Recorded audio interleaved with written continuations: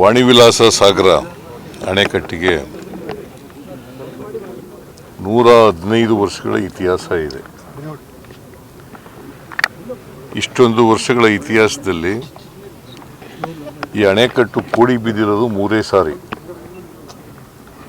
ಒಂದು 1933ನೇ ಇಸ್ವಿನಲ್ಲಿ, ಎರಡನೇ ಬಾರಿ 2022ನೇ ಇಸ್ವಿನಲ್ಲಿ, ಮೂರನೇ ಬಾರಿ ಈಗ ಸಂಕ್ರಾಂತಿ ಹಬ್ಬದ ದಿನ ಅಂದರೆ ಜನವರಿ 14ನೇ ತಾರೀಕು. ಇದು ಕರ್ನಾಟಕದಲ್ಲಿ ಮೊದಲನೇ ಜಲಾಶಯ. ಇದನ್ನು ನಾಲ್ವಡಿ ಕೃಷ್ಣರಾಜ ಒಡೆಯರವರ ತಾಯಿ ಕೆಂಪಾಜಮ್ಮಣ್ಣಿಯವರು ಅವರ ಹೆಸರಿನಲ್ಲಿ ಕಳಿಸಿದ್ದಂಥದ್ದು. ಯಾಕಂತಂದರೆ ಅವರು ಕೆಂಪಾಜಮ್ಮಣ್ಣಿ ವಾಣಿವಿಲಾಸ ಸನ್ನಿಧಾನ ಅಂತ ಕರೆಯೋದು ಅವರಿಗೆ. ಅದಕ್ಕೆ ವಾಣಿವಿಲಾಸ ಸಾಗರ ಅಂತ ಕರೆದಿರ್ತಕ್ಕಂಥದ್ದು. 1898ನೇ ಇಸ್ವಿನಲ್ಲಿ ಪ್ರಾರಂಭ ಆದದ್ದು ಇದು. 1898.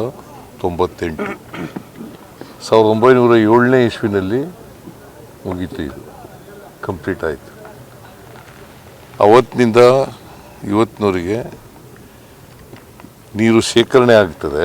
ಇದರ ಕೆಪಾಸಿಟಿ ಇರ್ತಕ್ಕಂಥದ್ದು, ಈ ಡ್ಯಾಮ್ನ ಕೆಪಾಸಿಟಿ ಇರ್ತಕ್ಕಂಥದ್ದು 30 TMC ನೀರು ಮತ್ತು 30,000 ಎಕರೆಗೆ ನೀರನ್ನು ಕೊಡ್ತಕ್ಕಂಥ ಇದು. ಈ ಜಿಲ್ಲೆಯ ಅನೇಕ ತಾಲೂಕುಗಳು ಬರಪೀಡಿತ ಅಂಥೇಳಿ ಆಗ ಹಳೆ ಮೈಸೂರಿನಲ್ಲಿ ರಾಜರ ಪ್ರತಿನಿಧಿಯಾಗಿದ್ದಂಥ ಕೆಂಪಾಜಮ್ಮಣ್ಣಿಯವರು ಈ ಕೆರೆಯನ್ನು ಕಟ್ಟಿಸಿದರು. ಅವರ ಒಡವೆಗಳನ್ನೆಲ್ಲ ಮಾರಿ ಸುಮಾರು 45 ಲಕ್ಷ ರೂಪಾಯಿಗಳು, ಆ ಕಾಲದಲ್ಲಿ 45 ಲಕ್ಷ ರೂಪಾಯಿಗಳು ಖರ್ಚು ಮಾಡಿದರು. ಈಗ ಕೋಟ್ಯಾಂತರ ರೂಪಾಯಿ ಆಗ್ತದೆ, ಅದು ಬೇರೆ ವಿಚಾರ. ಆಗ 45 ಲಕ್ಷ ಖರ್ಚು ಮಾಡಿದರು. ಅವ್ರ ಒಡವೆಗಳನ್ನೆಲ್ಲ ಹಡ ಇಟ್ಟು ಮಾಡಿದ್ದಂಥದ್ದು.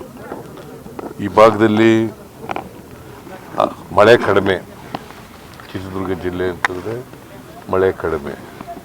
ಅದಕ್ಕೋಸ್ಕರ ಇಲ್ಲಿ ಒಂದು ಅಣೆಕಟ್ಟನ್ನು ಮಾಡಿದ್ರೆ ಈ ಭಾಗದ ಜಮೀನುಗಳಿಗೆ ನೀರು ಕೊಡಲಿಕ್ಕೆ ಸಾಧ್ಯ ಆಗ್ತದೆ ಅಂಥೇಳಿ ಈ ಅಣೆಕಟ್ಟನ್ನು ಕಟ್ಟಿದ್ದೀವಿ.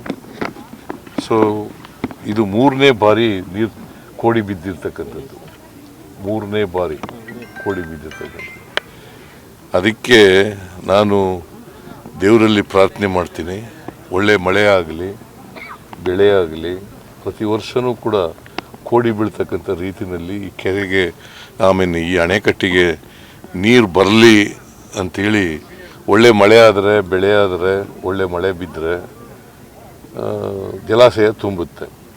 ಜೊತೆಗೆ ತುಂಗಭದ್ರ ಅಲ್ಲ, ಅಪ್ಪರ್ ಭದ್ರ ಇದನ್ನು ಕೂಡ ಮಾಡ್ತಾ ಇದ್ದೀವಿ ನಾವು.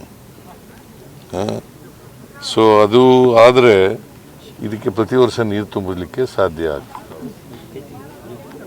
ಅದಕ್ಕೋಸ್ಕರ ಇವತ್ತು ಗಂಗಾ ಪೂಜೆಯನ್ನು ಕೂಡ ಮಾಡಿದ್ದೀವಿ ಸರ್ಕಾರದ ವತಿಯಿಂದ, ನಾನು ಮತ್ತು DK ಶಿವಕುಮಾರ್ ಅವರು. ಜೊತೆಗೆ ಬಾಗಿನನ್ನು ಕೂಡ ಅರ್ಪಿಸಿದ್ದೀವಿ ಮತ್ತು ಪ್ರಾರ್ಥನೆ ಮಾಡಿದ್ದೀವಿ ದೇವರಲ್ಲಿ, ಪ್ರತಿ ವರ್ಷ ನೀರು ತುಂಬಲಿ, ಈ ಅಣೆಕಟ್ಟು ನೀರು ತುಂಬಲಿ, ರೈತರ ಜಮೀನುಗಳಿಗೆ ನೀರು ಸಿಗಲಿ ಅಂತೇಳಿ ಪ್ರಾರ್ಥನೆಯನ್ನು ಮಾಡಿದ್ದೀವಿ.